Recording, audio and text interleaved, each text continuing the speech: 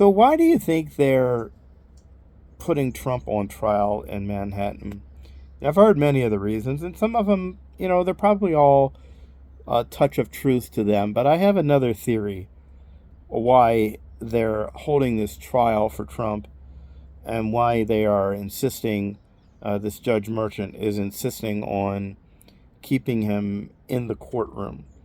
Now, I'm not speaking to the issue of uh, Trump's innocent or guilt or what you think of Trump as a candidate or a person, or I'm just talking about the strategy. And I think that the strategy is to break him. And what I mean by that is Trump doesn't like to sit. Trump is not built for a 9 to 5 reality. I know this because I am not built for a 9 to 5 reality.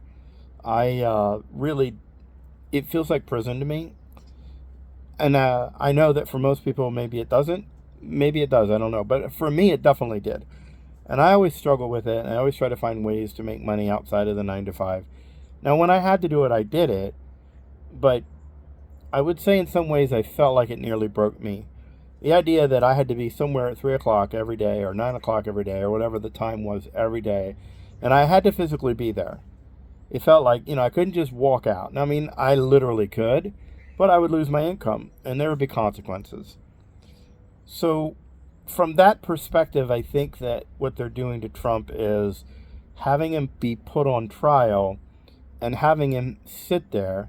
And not only does Trump not like to sit somewhere, he doesn't like to be bound to a certain place or time, but he probably doesn't like hearing all this bad stuff about himself, which any human being is going to feel bad about.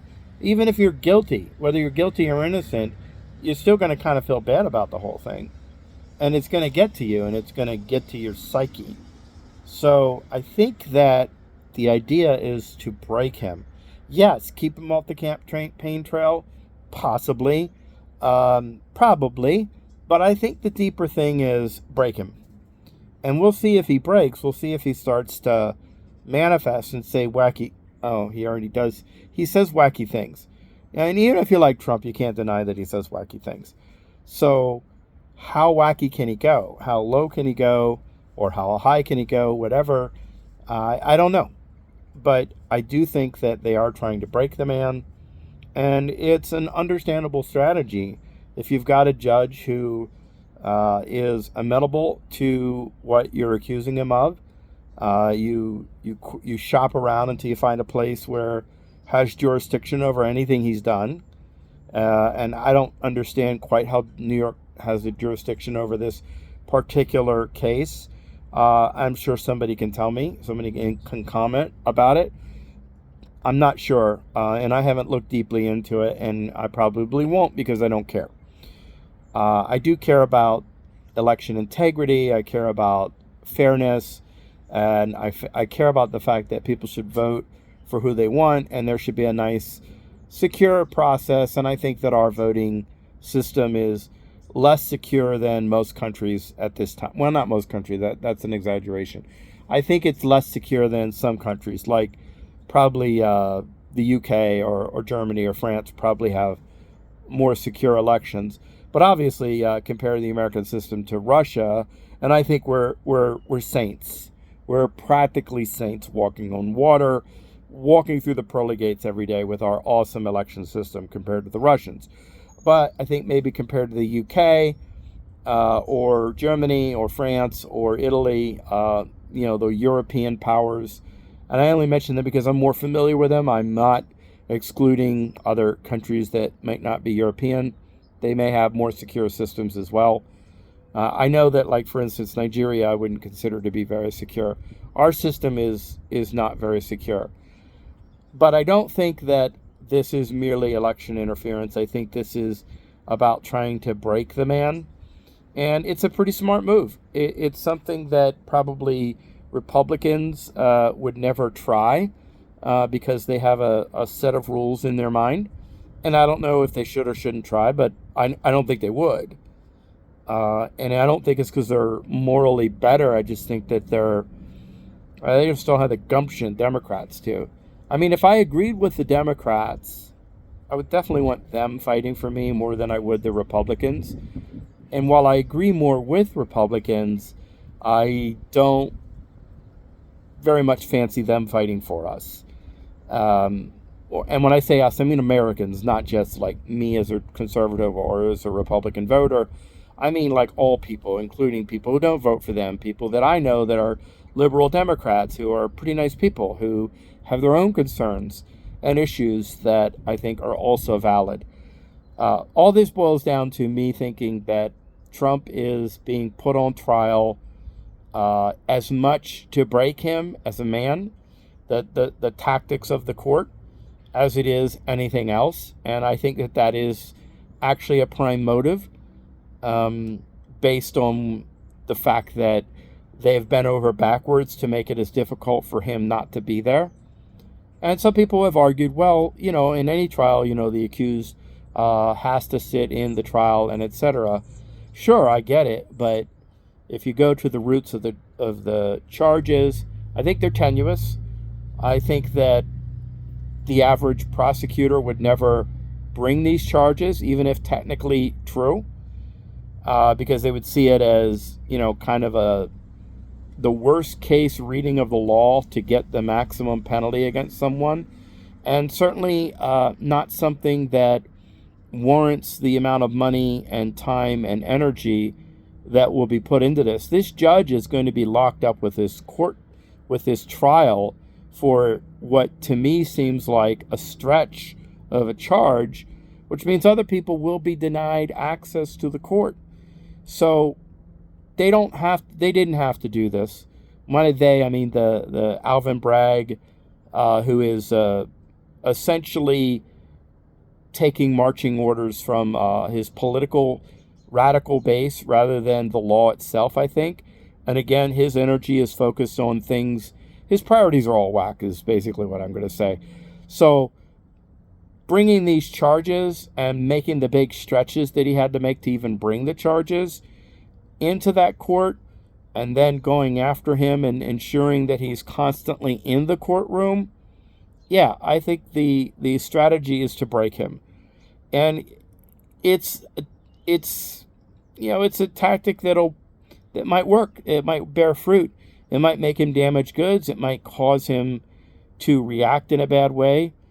Some of the work that I do, I engage in, I don't know how to say it without revealing too much, but I'm very familiar with tactics that are designed to make people react to things, knowing that they will react in a certain way. Now, I wouldn't do something like this.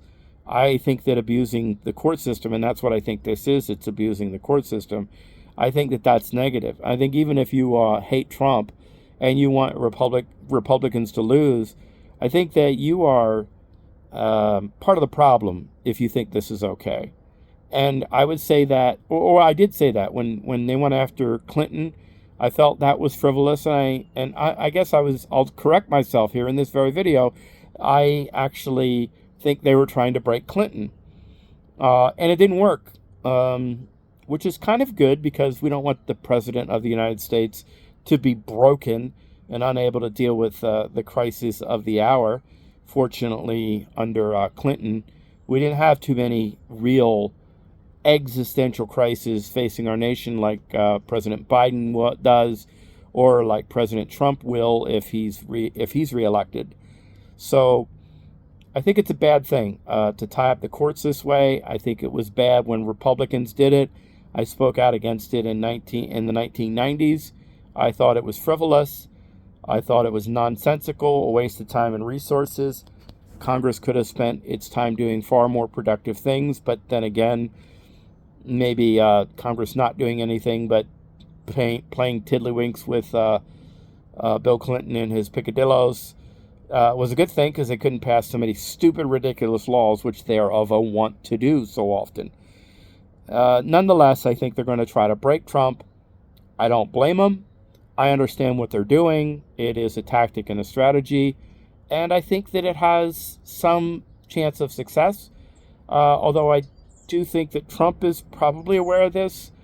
and will probably try to make the most out of it, like his recent comment that he's going to flip New York City.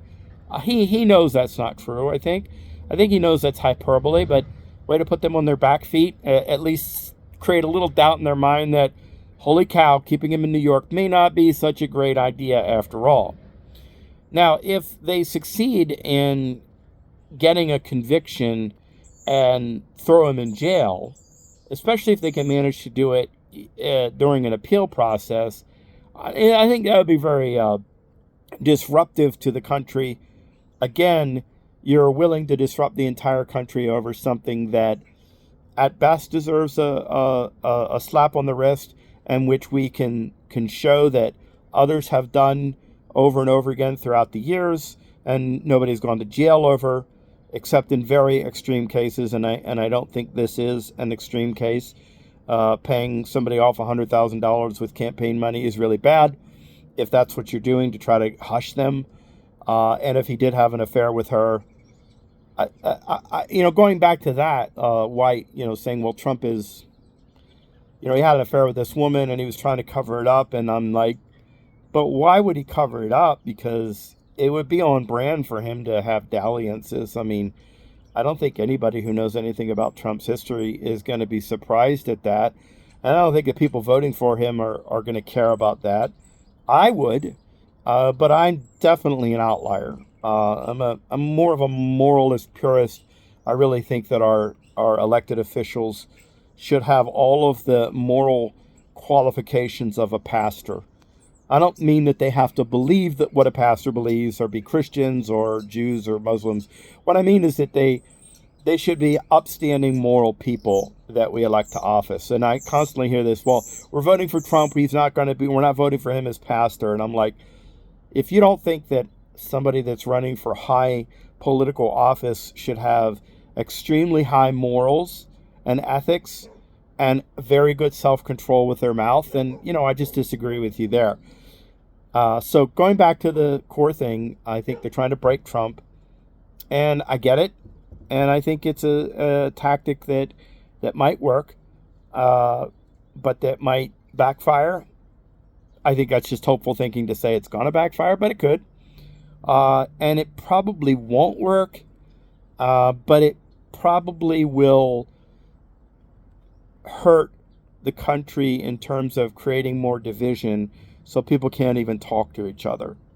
I used to be able to talk to people that were on the left, and some I still can, and some within certain spheres, which I won't get into here, are easily, I can talk with them all the time, especially like people from outside of America. I can have really nice conversations with leftists, and I can kind of like really hear their heart and what they're after and address those things with them. But I think this will continue to further the divide in the country, which I hope eventually, snaps back and gets back to some kind of a center. Nonetheless, they are, I believe, trying to break Trump. And we'll see if they succeed.